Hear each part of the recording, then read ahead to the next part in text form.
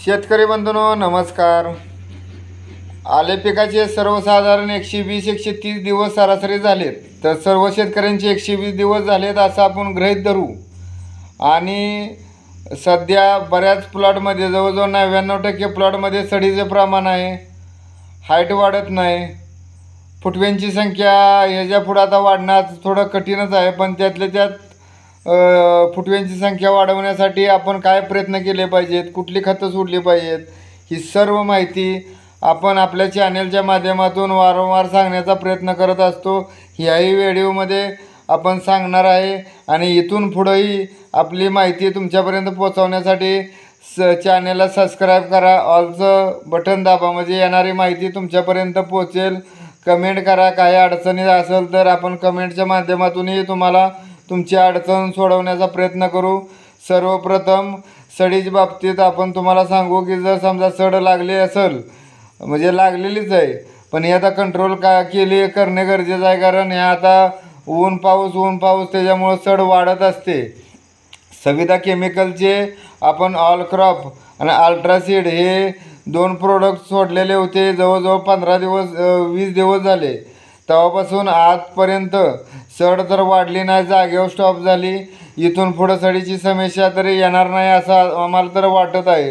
सरासरी कुठलंही जरी औषध सोडलं तर 20-22 दिवस किंवा 1 महिन्यापर्यंतच औषध सडीला काम करत असतं। त्याच्यानंतर आपल्याला ते डबल सोडायला लागतं आहे, नाहीतर ती सड वाढत असते। पण सरासरी 20-22 दिवस झाले तरीसुद्धा आमची सड आजपर्यंत वाढलेली नाही।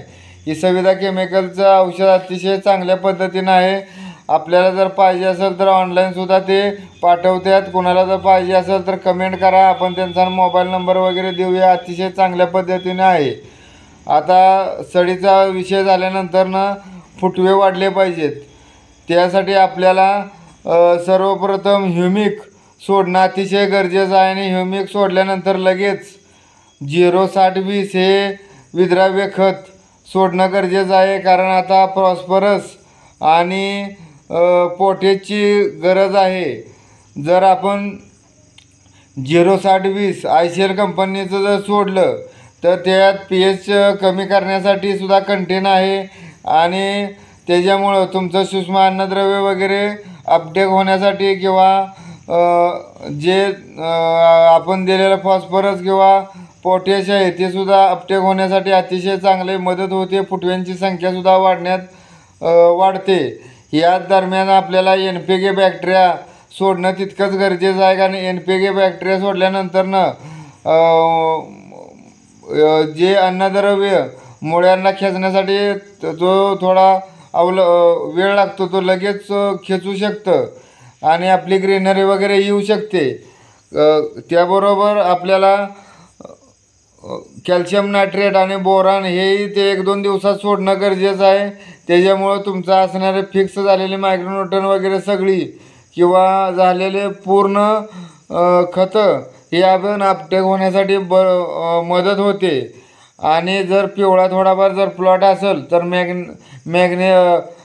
मॅग्नेशियम सल्फेट 10 किलो एकरी सोडणं गरजेचं आहे। याबरोबरच गंधक जर आपण सेपरेट सोडलं तर चालेल, किंवा सेपरेट जरी नाही झालं तर आपण अमोनियम सल्फेट हे एकरी 10 किलो वॉटर सोल्युबल खतासारखं सुद्धा आपण सोडू शकतो। ह्याच्यामुळं सुद्धा आपल्या पिकाला हिरवेगारपणा येऊ शकतो, हाईट वाढू शकते।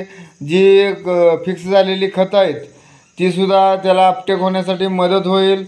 ही माहिती जर तुम्हाला आवडली तर चॅनलला सबस्क्राईब करा, ऑलचं बटन दाबा, नवीन येणारी माहिती तुमच्यापर्यंत पोहोचवण्यासाठी प्रयत्न करत राहू।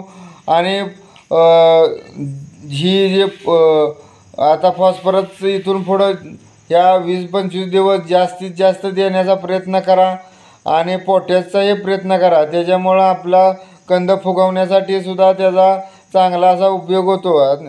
पुढच्या व्हिडिओमध्ये आपण कंद जास्तीत जास्त फुगवण्यासाठी काय सोडलं पाहिजे ह्याची पूर्ण माहिती आपण आपल्या येणाऱ्या समोरच्या व्हिडिओमध्ये तुम्हाला मिळेल। यासाठी आपल्या चॅनलला सबस्क्राईब करा।